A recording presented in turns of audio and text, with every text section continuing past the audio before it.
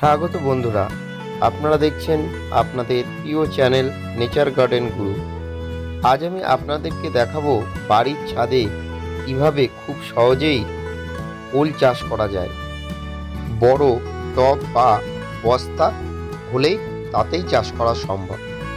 শীতের পর March April মাসে এর বীজ বা ছোট চাকি ওল রোপণ করতে হয়। তার থেকেই বড় গাছ এবং যে পরিমাণ ওল আপনি মাটিতে পুঁতবেন তার 2 থেকে আড়াই গুণ বেশি বড় হবে এবং তার বেশিও বড় হতে পারে যদি সঠিক হালকা মাটি থাকে। এই ওল চাষের জন্য বিশেষ কোনো মাটি প্রস্তুত করতে হয় না।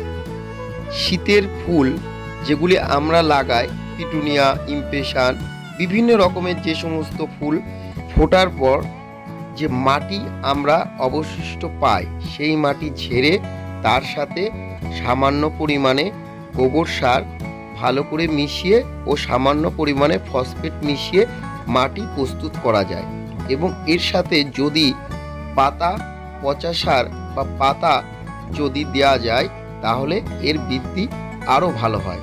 তাই এই গাছের মাটি তৈরিতে কোনো ঝামেলা নেই।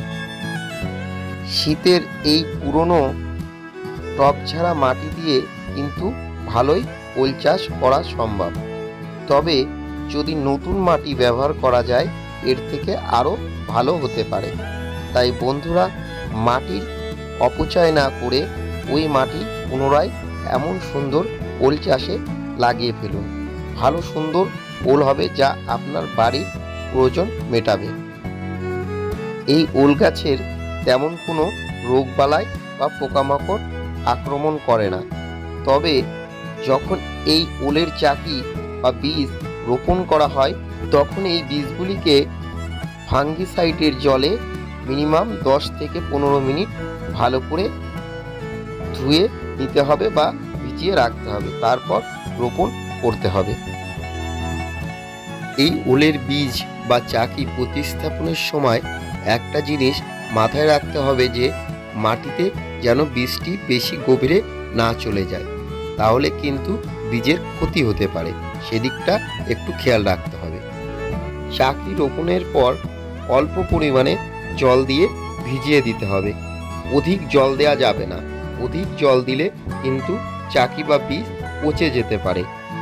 যখন গাছ বেরোতে শুরু করবে তখন অল্প অল্প জল দিতে হবে। অধিক জল দেওয়ার কোনো দরকার নেই। অতিরিক্ত জল কিন্তু গাছকে ক্ষতি করবে।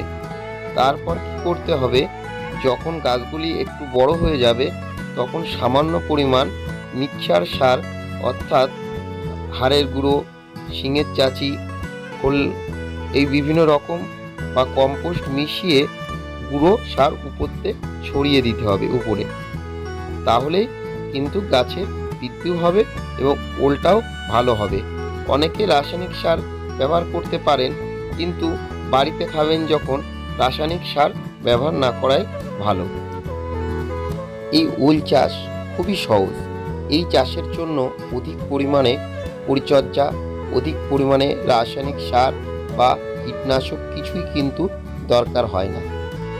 ওল প্রতিস্থাপনের 5 থেকে 6 মাস পর ওল তোলা যায়।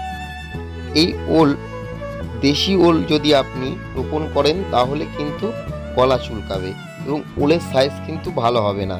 তাই আপনাকে হাইব্রিড বা মাদ্রাসি ওল আপনাকে রোপণ করতে হবে, তাহলেই কিন্তু ভালো ওল পাবেন। আপনারা দেখতেই পাচ্ছেন যে কত সুন্দর একটি ওল আমি বের করতে চলেছি। ভালো লাগলে অবশ্যই ভিডিওটাকে শেয়ার করবেন এবং আপনাদের মতামত কমেন্ট বক্সে জানাবেন। সবাই ভালো থাকবেন, সুস্থ থাকবেন। এমন ধরনের ভিডিও দেখতে অবশ্যই চ্যানেলটিকে সাবস্ক্রাইব করতে ভুলবেন না। ধন্যবাদ।